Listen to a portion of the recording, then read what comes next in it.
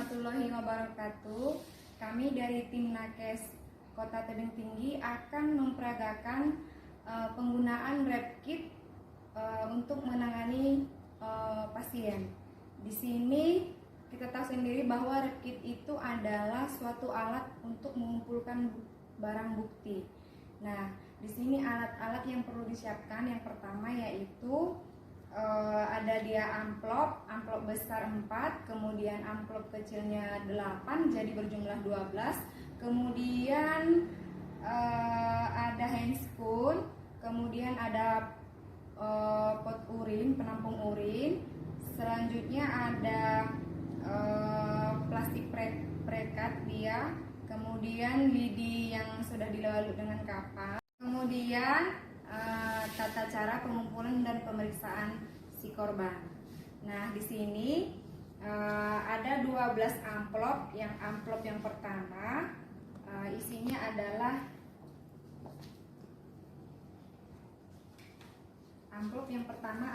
di sini tata cara penggunaan kit kekerasan seksual. Nah, rep kit ini digunakan pada kasus-kasus kekerasan seksual. Contohnya pemerkosaan. Nah, inilah amplop pertama yaitu tata cara penggunaan kit kekerasan seksual. Kemudian ini kita masukkan. Setelah itu kita masukkan ke kotak besar. Sini. Nah, kemudian amplop yang kedua yaitu misalnya si korban datang ke puskesmas, kita lakukan pemeriksaan dan ternyata dia sudah benar positif ada kekerasan seksual pada si korban, maka kita akan melakukan informed consent. Jadi kita minta dulu persetujuan dari si korban. Itulah isi dari amplop nomor 2.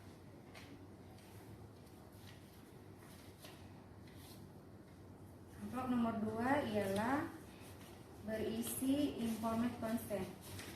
Kemudian kita masukkan lagi ke kotak besar. Kemudian seterusnya amplop yang nomor 3. Amplop nomor 3 ini ada 3 bagian. Amplop yang 3A pakaian luar, kemudian amplop nomor 3B pakaian dalam, terus amplop nomor 3C benda-benda yang dipakai oleh si korban. Nah, yang mau kita siapkan di sini di amplop 3 ini yang pertama ialah siapkan dulu flip chart yang ukuran 60 x 85. Sebelum kita masuk ke amplop nomor 3, kita siapkan dulu, kita memakai apron. Kita pakai dulu apronnya, kemudian kita pakai masker. Nah, siap kita pakai masker, baru kita pakai handscoon, sarung tangan.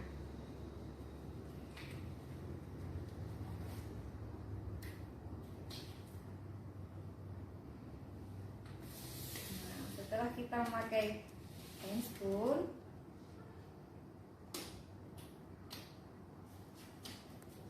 kita suruh si korban berdiri di atas flip chart yang tadi, ya, yang ukuran 60 x 85. Kita suruh dia berdiri tanpa alas kaki.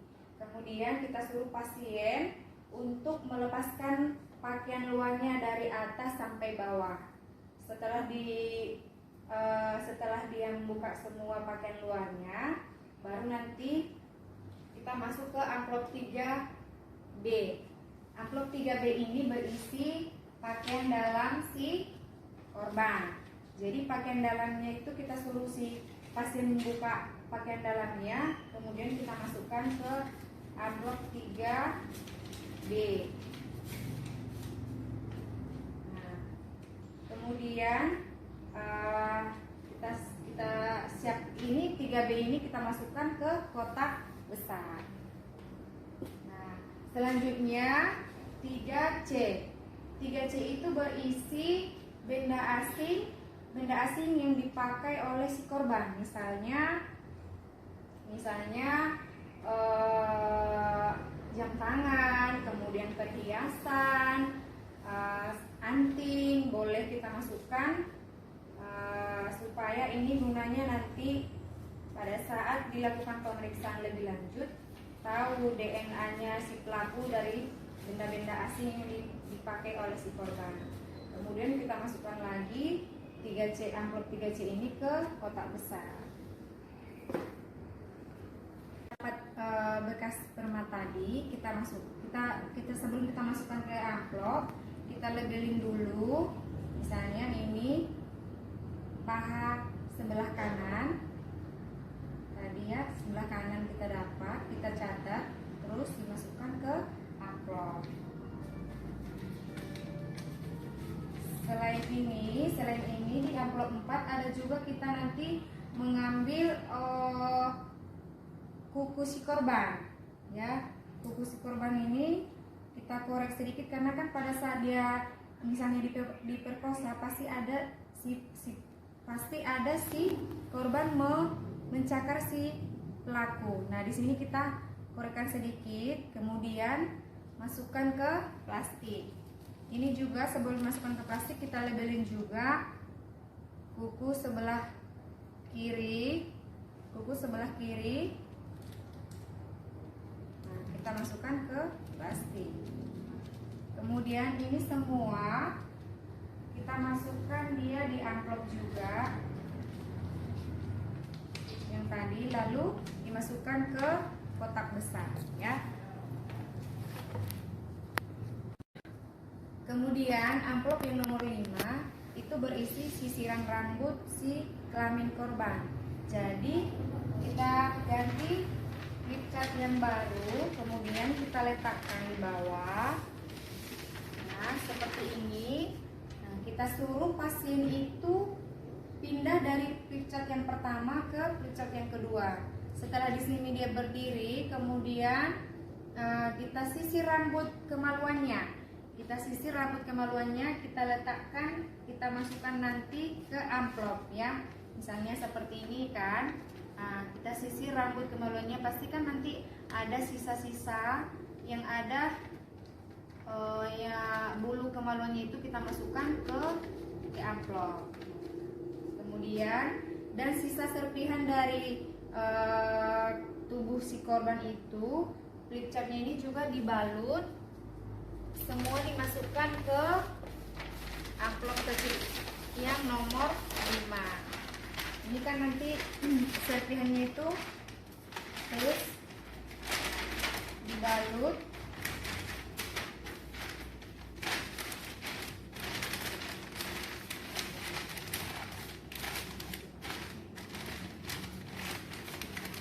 Nah, kemudian ini juga kita masukkan serpihannya ini ke amplop, lalu dimasukkan ke plastik kotak besar.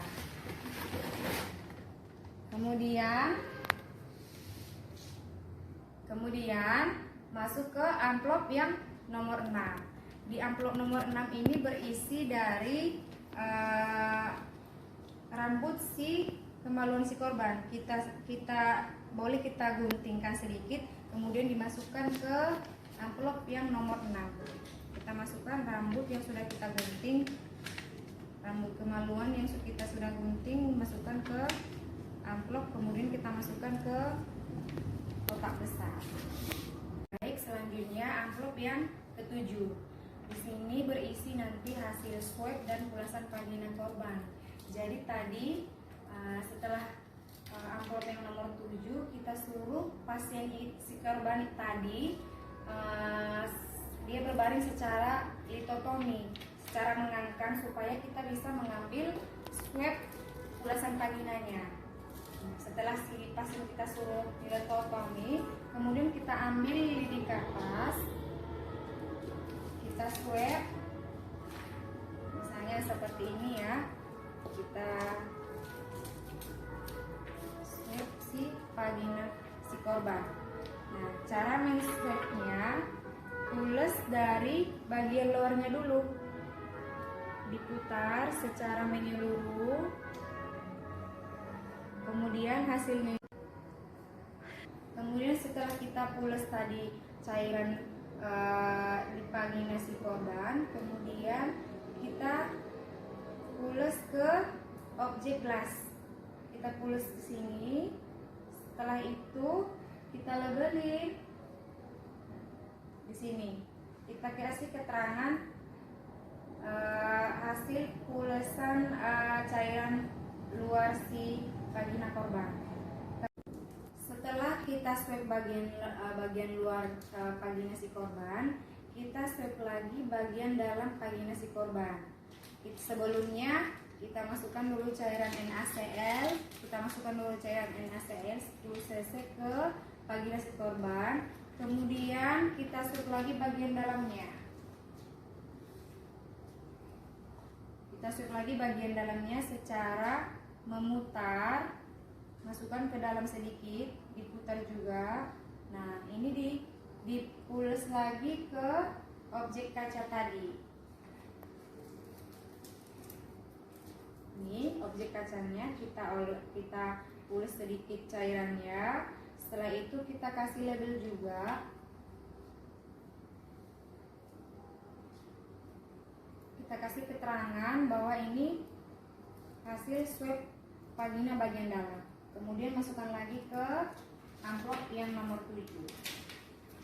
Setelah itu masukkan ke kotak besar. Ya, amplop yang ke-8. Di sini isinya hasil swab dan pulasan anus korban. Nah, sebelumnya kita suruh dulu si korban tadi dia posisinya secara clean chest, seperti menungging, biar kita bisa dapat mengambil swab dari anus si korban. Nah, kemudian apabila si korban sudah posisi dia clean chest, kemudian kita swab bagian luar anus si korban tadi, ya. Kemudian kita swab bagian luarnya secara memutar, agak ditekan sedikit. Kemudian ini kita labelin juga. Ini hasil swab bagian luar. Kita masukkan ke amplop yang nomor 8.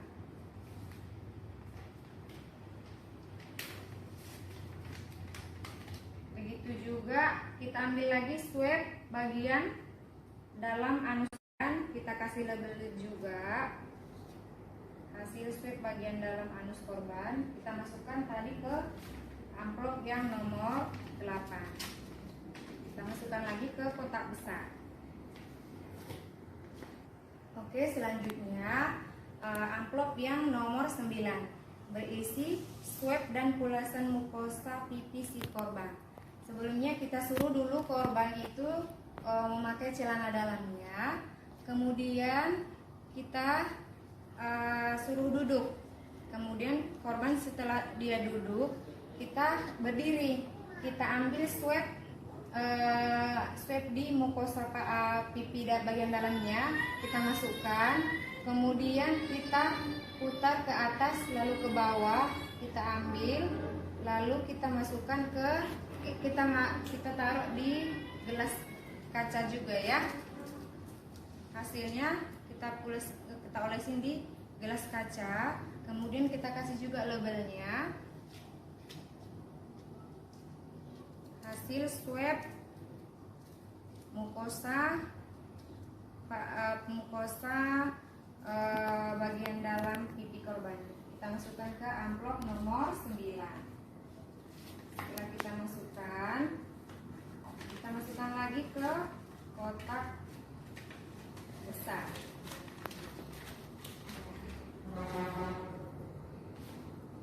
Selanjutnya amplop yang ke-10.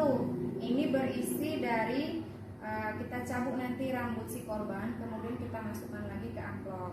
Nah, selagi dia tadi duduk, si korban selagi duduk, kita ambil rambutnya 2 helai ataupun 3, ya. Nah, kita kan ada misalnya rambutnya itu kita cabut aja 2 helai atau 3 helai, ya. Kita masukkan lagi ke amplop rambutnya tadi. Kemudian amplop yang ke-10. Ini nanti isinya kita cabut rambut kepala si korban. kita ambil, kita cabut sedikit rambut si korban, 2 helai atau 3 helai, kita masukkan ke plastik. Kemudian plastik ini kita labelin lagi. Kita labelin lagi rambut korban, ya. Kita masukkan ke amplop 10.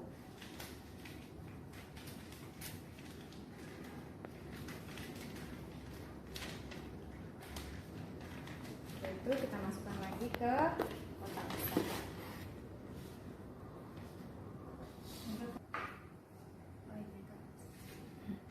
Oke, baik. Amplop selanjutnya yang ke-11. Ini isinya sampel urin korban. Korban tadi kita suruh dia buang air kecil ke kamar mandi, lalu kita kasih pot urin ini agar diisi agar diisi air kencingnya ataupun urinnya. Kemudian setelah terisi, nanti kita labelin lagi, kita buat namanya tanggal dan tanggal diambil, ya. Setelah itu kita masukkan ke amplop nomor 11. Kemudian kita masukkan lagi ke kotak besar. Amplop yang terakhir, amplop nomor 12, berisi sampel darah korban. Nah, kita ambil darah si korban, kita ambil. Setelah kita ambil darahnya, kita masukkan ke tabung tabung yang merah 2,5 cc, kemudian yang biru juga 2,5 cc. Itu gunanya supaya kita bisa nanti pada saat pemeriksaan lanjut, supaya kita tahu zat-zat kimia yang ada pada tubuh korban pada saat misalnya dilakukan sebelum dilakukan pemerkosaan. Mana tahu dia dimasukkan dulu alkohol ataupun misalnya hal-hal yang membuat dia jadi tidak berdaya. Jadi dari situ nanti kita bisa ketahuan apakah ada zat-zat kimia yang ada pada tubuh korban sebelum dilakukan pemerkosaan. Nah, kemudian hasilnya itu juga nanti dimasukkan ke amplop yang nomor 12. Nah, kita masukkan lagi ke kotak besar. Nah, ini semualah kotak besar ini kita masukkan lagi tadi cat yang pakaian luar si korban tadi. Kita balut, kemudian kita masukkan ke amplop yang besar. Kita masukkan dia ke amplop besar. Lalu kita masukkan ke kotak besar.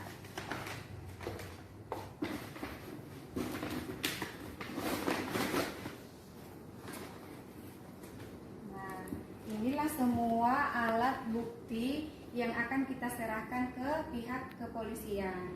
Pada saat kita menyerahkan ini, kita jangan lupa membuat surat serah terima, surat serah terima barang bukti, dan ditandatangani oleh petugas yang menerima alat bukti ini tadi.